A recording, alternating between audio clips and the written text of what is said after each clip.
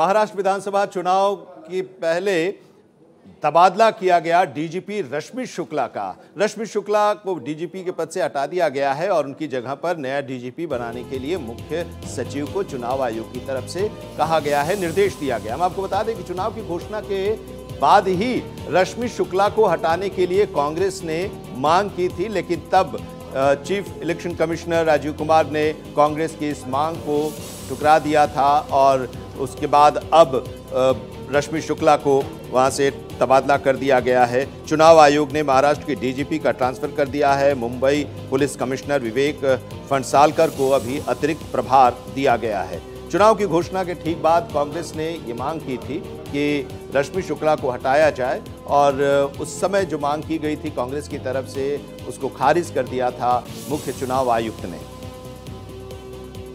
अभिषेक पांडे हमारे संवाददाता इस वक्त हमारे साथ जुड़े हुए हैं। अभिषेक, रश्मि शुक्ला का तबादला पहले भी मांग की गई थी, लेकिन तब चुनाव आयोग ने खारिज कर दिया था, अब ये मांग माना है, क्या वजह?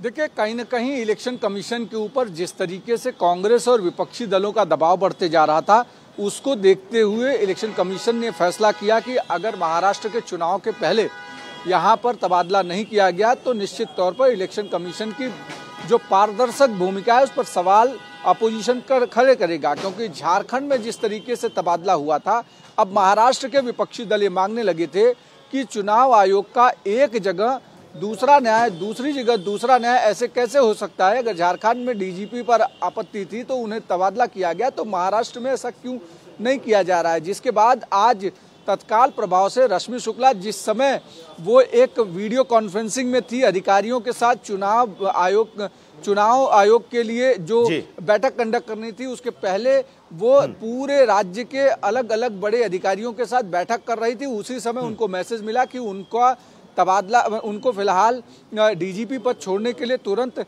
इलेक्शन कमीशन ने बोल दिया है और तुरंत चार्ज जो है वो अतिरिक्त चार्ज मुंबई के पुलिस कमिश्नर विवेक फणसालकर को देने के लिए कर दिया गया है। जिसके बाद उन्होंने वो वीसी खत्म करने के बाद विवेक फणसालकर को संपर्क किया, लेकिन ये पूरा का पूरा मामला चूंकि राजनीतिक है इसलिए और सामने चुनाव आयोग ने तबादला किया है। हालांकि इस पर कांग्रेस अपनी पीठ थपथपा रही है, बीजेपी कई सवाल खड़े कर रही है कि चुनाव आयोग का फैसला तो सही है, लेकिन अब जो चुनाव आयोग की तारीफ लोग कर रहे हैं अपोजिशन के लोग, वो पहले चुनाव आयोग को आपत्तिजनक बता रहे थे।